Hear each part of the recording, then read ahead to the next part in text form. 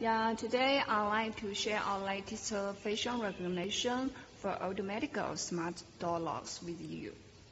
This model we called it 8023. Now I will show you how to use mechanical key to unlock. Just need to do it like this. Yeah. Unlock. Yeah, unlock. Okay. And we also could use our face to unlock. Just need to press this key and put our face here. Okay. Unlock. Yeah. Okay. Now I will show you how to use card to unlock. And put our cards here.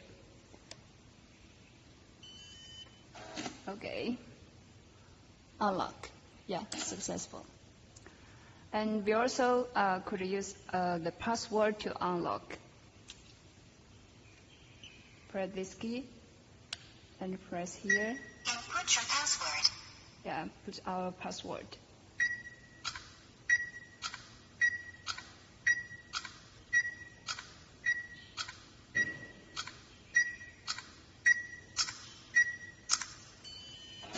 Okay, unlock.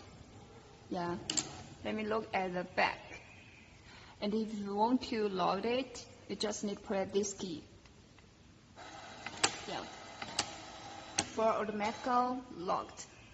And if you want to unlock, you just need to press this key.